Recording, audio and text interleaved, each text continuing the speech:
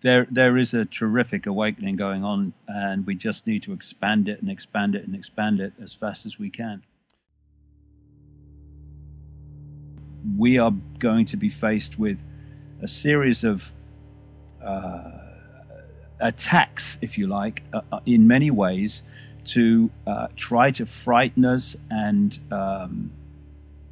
push us into accepting dramatic changes in the world in many areas. And in terms of the so-called swine flu vaccination program, they wish to cull the population and have the ability to do that almost at will through the insertion of nanotechnology microchips, which I've been talking about for a long time.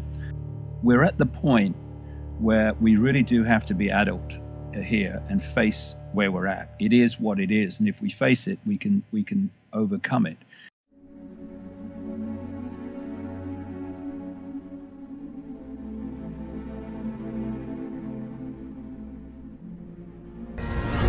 Welcome back. This is a Fox News Alert. Health officials in New York are waiting for test results. This after 75 students at a Queens high school got sick with flu-like symptoms. They're trying to rule out swine flu. An outbreak of swine flu has killed dozens in Mexico, some say up to 60, and at least 8 people in Texas and California have gotten sick. This type of swine flu has not previously been seen in pigs or humans. The World Health Organization says it appears to be spread from human to human.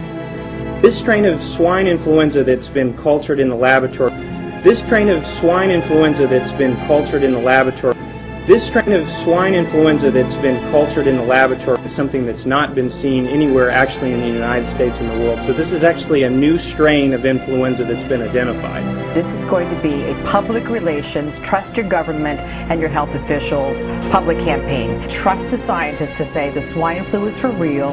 And look, this is one time. Forget the conspiracy. Listen to our government agencies. These guys are telling the truth. You know, there's no conspiracy here, folks. Just get your damn vaccine. All right. Thank you, doctor. All right, now what do you think of the vaccination? You know, I have more concern about the vaccine than I do about the swine flu. It's been rushed to market. There are high levels of adjuncts which basically make it more potent, so they can, it's kind of an unrefined method that they use. They had to use these high levels of these adjuncts, including thimerosal. It's an antiseptic preservative, and hasn't that been linked in some cases to autism? It has, and you look at it's been shown to cause autism in children. Thimerosal, a preservative which was taken out of childhood vaccines a while ago because there was fear it could be linked to autism, is being used in some batches of the H1N1 vaccine. Are you concerned that will keep some parents from having their children vaccinated? Well, we want to make it clear that this is a voluntary vaccination program, but study after study, scientist after scientist has determined that there really is no safety risk with thimerosal. And again, we want to assure people that the scientists, again, have confirmed that there is really a safe factor with using thimerosal. It's an effective preservative and one that we think actually adds to the likelihood that we'll have a safe vaccine for a while to come.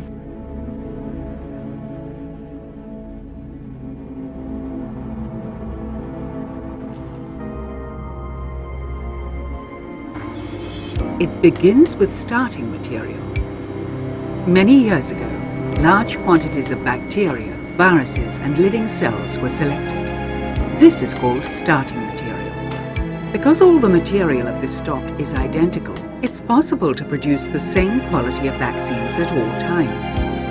Out of one tube, bottle, or ampoule with starting material, 1,000 new ones can easily be made. This makes the supply inexhaustible. I was on a college campus this week and at a lab where they're trying to make an H1N1 vaccine. As a parent with 2 daughters in school, how are you dealing with this, and does the Obama family plan include a vaccine for you?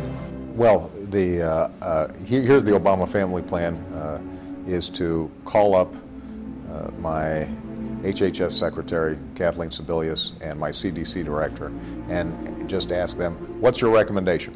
and whatever they tell me to do, I will do. There are simple things that everyone can do today to reduce the risk of flu. If you're sick with fever, stay home. Second, cover your cough. Third, wash your hands frequently.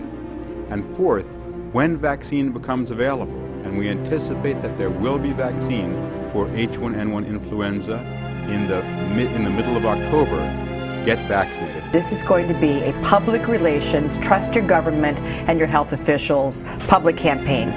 You know, there's no conspiracy here, folks. Just get your damn vaccine. I suspect that I may come fairly far down the line, so we're not going to.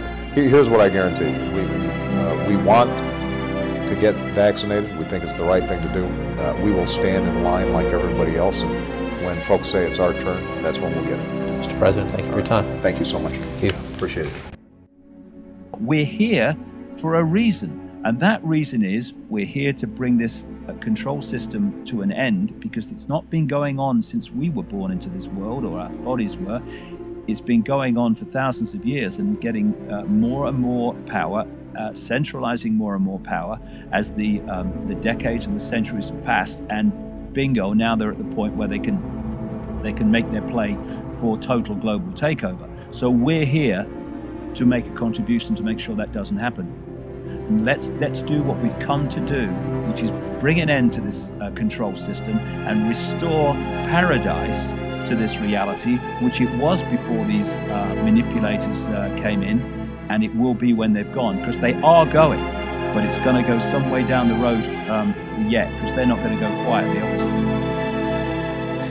The number of confirmed cases of swine flu has topped over 100,000 now, with the World Health Organization calling the pandemic unstoppable and suggesting mass vaccination.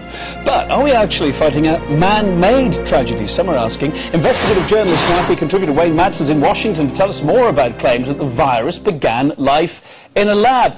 Laboratories, especially at the University of Wisconsin at Madison, that were involved in this, what I call the Jurassic Park development of this particular flu. The 1918 flu, called the Spanish flu, was extracted from the corpse of a dead Inuit woman who died of the disease in Brevig Mission, Alaska, a small Inuit village, and it was recombined with, or combined with other forms of flu to create this particular H1N1 that's been declared a pandemic by the World Health Organization. You know, there's no conspiracy here, folks. Just get your damn vaccine. All right. Thank you, Doctor.